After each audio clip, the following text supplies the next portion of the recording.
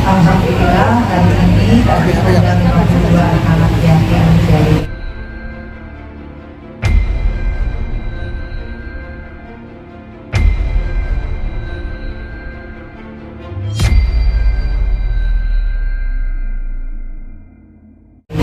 doa anak yatim Kandang Ambe dari Bogor. Ini udah tahun ke-10 mereka dalam semua fase kehidupan, jadi tidak ada salahnya modal mereka lagi. Tidak ada salahnya modal mereka lagi di rumah Paso, karena terakhir juga waktu pindah ke sini kan belum ada pengajian sama sekali. Jadi sekalian syukuran di rumah Paso, dan juga insya Allah pengajian untuk kedepannya masih banyak hal-hal yang harus tetap aku perjuangkan dan berkumpulkan dari anak-anak. Atala sendiri baru pertama kali kah ikut pengajian sama mama? Ini Berapa? Pertama kali? Ya, ikut pengajian anak yatim. Tes. Nggak ada suara ya? mati ya. Mati, mic-nya. Tes. Nggak ada. Mati. Enggak udah. Tes. Nah ini Mic. hilang lagi. Ini. Oh, nggak usah pakai mic ya? Kedengeran nggak kalau nggak pakai mic? Kedengeran ya? Jadi dari dulu emang mama sering ngadain ini acara-acara pengajian dari aku masih kecil sama kakak, jadi emang hal kayak gini tuh udah rutin lah. Kebetulan baru tahun ini baru sekali ya di rumah ini habis direnovasi. Pakai mic ya, pakai mic. Tes. Iya, yang kayak aku bilang, sebenarnya ini udah kayak rutinitas keluarga kita. Dari aku sama Iya, dari aku sama kakak masih kecil, emang mama suka bikin acara pengajian, jadi emang ini bukan hal yang baru. tapi untuk tahun ini Dan di rumah yang habis direnovasi itu baru pertama kali sih.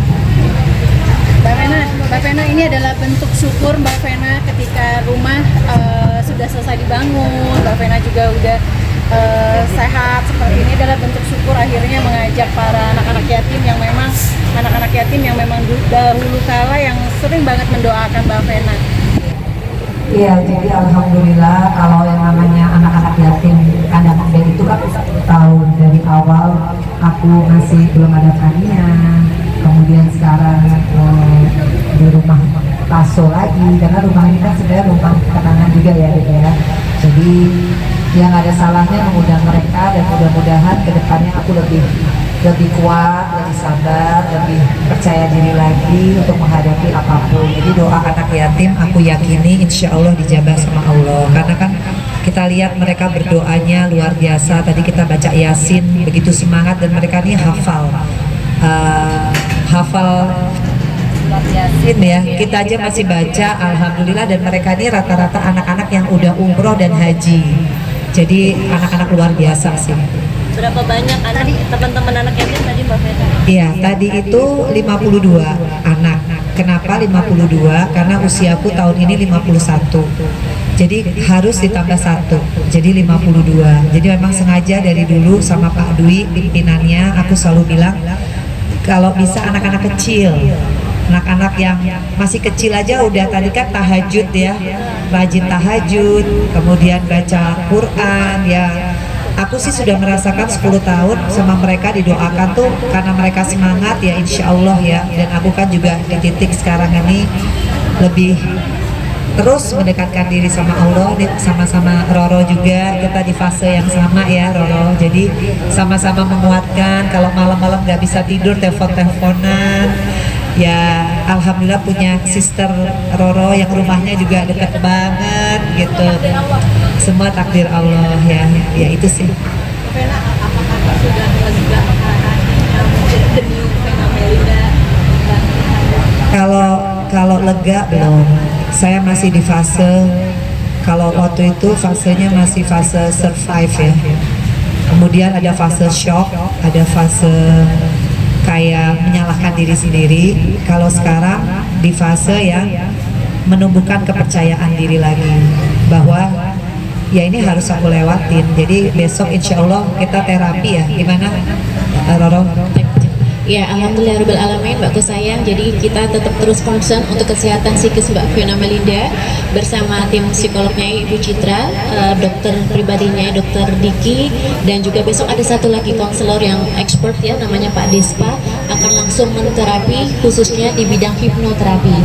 Jadi insya Allah nanti Mbakku sayang bisa relax, bisa pelan-pelan merilis insya Allah seluruh rasa trauma, depresi atas KDRT. Karena kita ketahui bersama, saya dan juga Mbak Vena Melinda itu belum rilis semuanya sepenuhnya. Jadi korban KDRT itu tidak main-main, teman-teman media. Jadi sakitnya, traumanya, dan setiap malam tuh kadang suka kebangun sendiri, masih nge-review segala hal tentang sakit hati itu gitu. Jadi tetap terus konsentrasi untuk bisa menterapi Mbakku sayang Mbak Vena Melinda, dan terima kasih atas amanahnya. Nyai akan selalu mengemban amanah ini dengan penuh kasih sayangnya kepada Mbak Vena, agar supaya kita bisa menyeruakan say no to KDRT kepada teman-teman semua yang di luar sana yang mungkin kurang bisa berani untuk speak up. Kita akan speak up bersama. Hasilnya peningkatan dari akhirnya terapi psikolog, akhirnya apa yang Mbak Vena rasain sekarang? Ada perubahan kan? Lebih seperti apa sekarang? Iya, alhamdulillah ini terapi yang keberapa ya? 5. Iya, kelima. Alhamdulillah dalam 1 bulan. Betul. Jauh, alhamdulillah ya. Pertama aku kan nggak bisa makan, nggak bisa appetite ya, terus nggak bisa tidur yang deep sleep. Tapi sekarang kalau makan udah mulai ada keinginan hari ini mau makan apa gitu. Tapi kalau disuruh ngomong tentang sesuatu hal itu pasti akan cepat nangis ya. Betul. Kalau ada sesuatu yang ya itu jadi Trigger Mbak Vena, trigger jadi pemicu. Jadi kayak tadi ngeliat anak-anak kecil yang selalu mengiringi aku. Waktu itu kan kakak-kakaknya, karena 10 tahun yang lalu tuh mereka belum lahir kan ya. Jadi terus ngeliat mereka lagi aku kayak deja vu, karena waktu itu kan aku tahun 2013 tuh ingat banget Januari itu masih sendirian, baru pisah, kemudian sendirian, anak-anak sempet jauh waktu itu, suffer banget, dan mereka lah nih, aku inget banget aku datang ke Adembe sampai akhirnya mereka yang datang ke apartemen. Masya Allah. Sampai akhirnya detik ini, tapi dengan peristiwa yang berbeda. Jadi aku insya Allah aku yakin doa mereka, doa keluarga terdekat, doa sahabat yang hadir hari ini, mudah-mudahan kedepannya aku mendapatkan kebahagiaan. Amin ya rabbal alamin.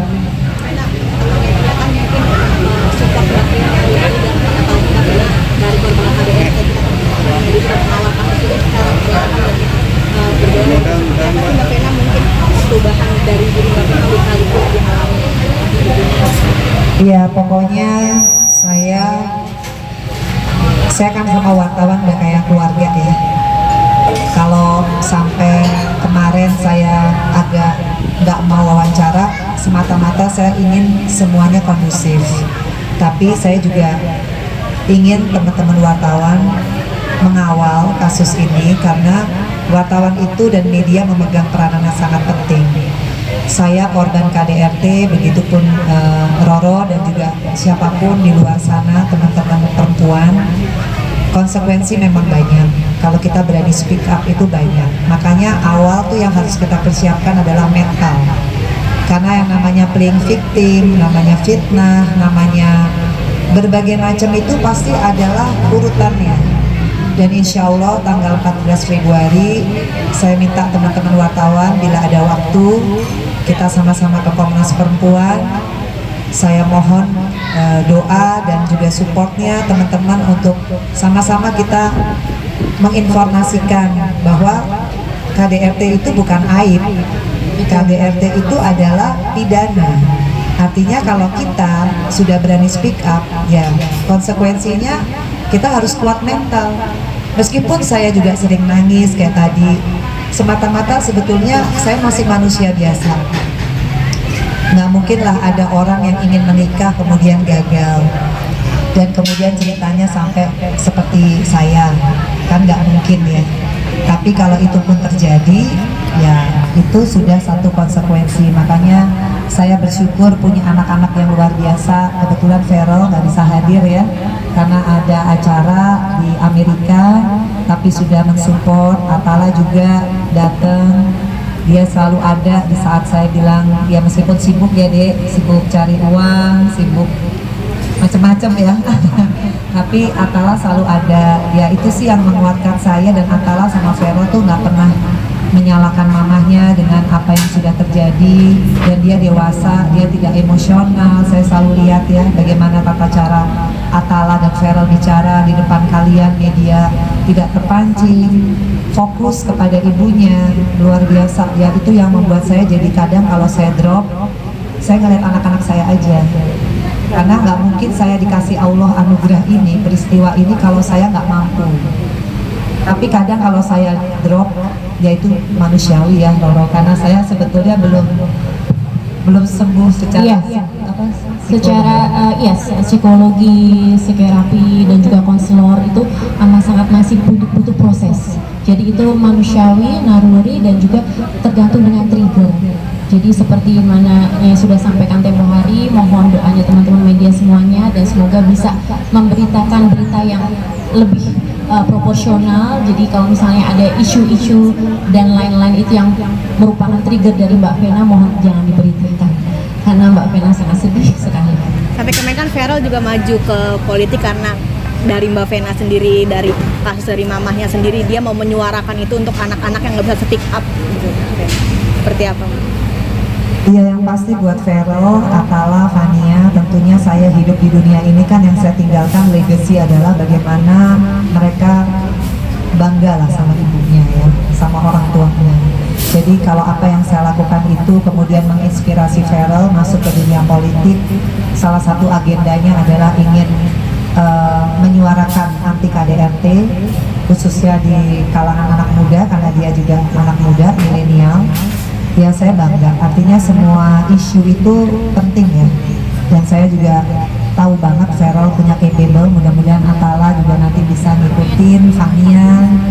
Ya kita kan nggak tahu ya kita hidup sampai umur berapa. Jadi saya selalu bilang sama anak-anak saya, apapun yang terjadi sama mama, pemberitaan yang bagus kita syukuri.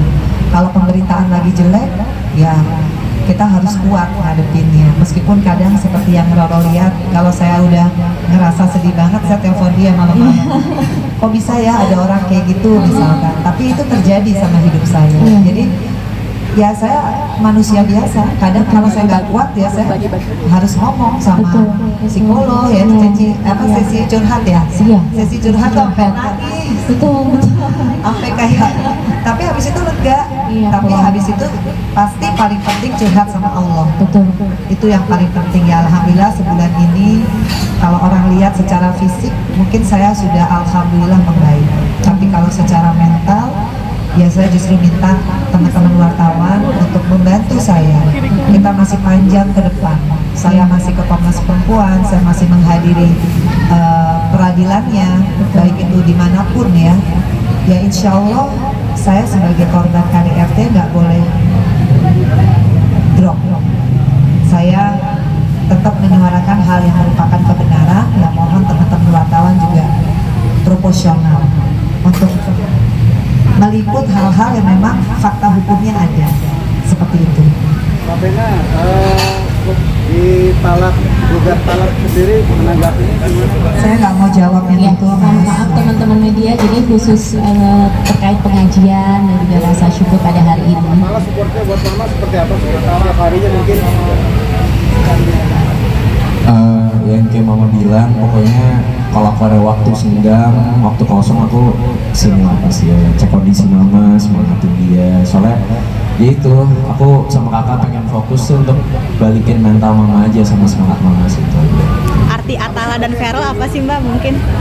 Semangat apa sih yang disampaikan terus buat Atala dan mama? Ya pastinya kadang mungkin gak ngomongin masalah ini ya, kadang kita bisa discuss hal-hal lain atau enggak bercanda-bercanda aja gitu, yang apa yang bisa buat mama tuh lebih lega dan gak mikirin masalah. Tapi tetap aku support sama kakak, temenin mama terus lah pokoknya, temenin dan bikin mama sampai ini semua selesai. Kasih gitu sih. Bentuk Atala buat hibur mama biar mama tuh nggak murung nangis, biar bikin mama tuh ketawa lagi. Atala tuh punya cara apa sih kalau Ya, aku selalu bercandain aja. Bercandain aja mama, bikin mama ketawa gitu. Sama ya makanya hari ini gimana, pengen ajak mama mungkin makan bareng, kan udah lama kita nggak makan ya berdua gitu. Itu hal-hal kecil aja sih menurut aku yang bisa bikin mama bahagia gitu. Ya, hari ini makanya aku nggak bawa pacar aku sama mama. khusus buat mama berarti Iya lah. Iya, iya. Mbak Vena gimana tanggapannya dari yang tadi barusan sedikit? Ya, pokoknya saya juga makasih ya sama teman-teman wartawan. Kalian luar biasa lah, meskipun kita nggak keluarga gitu.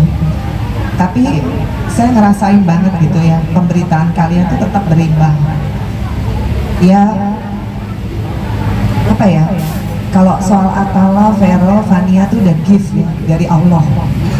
Sekarang tinggal gimana saya supaya nggak terpuruk secara mental, tetap harus kuat buat anak-anakku karena mereka masih butuh aku.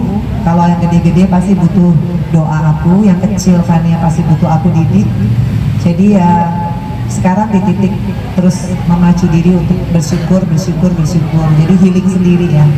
Kadang kalau sedih ngomong sendiri. Pernah saya juga kalau lagi sedih terus lagi semua pada sibuk gitu, udah ngomongnya sendiri, udah bisa, nggak ada apa-apa gitu. Dan alhamdulillah healing itu juga boleh ya gitu ya, Boleh kayak sekali. ngomong gitu, nggak ada apa-apa gitu. Iya.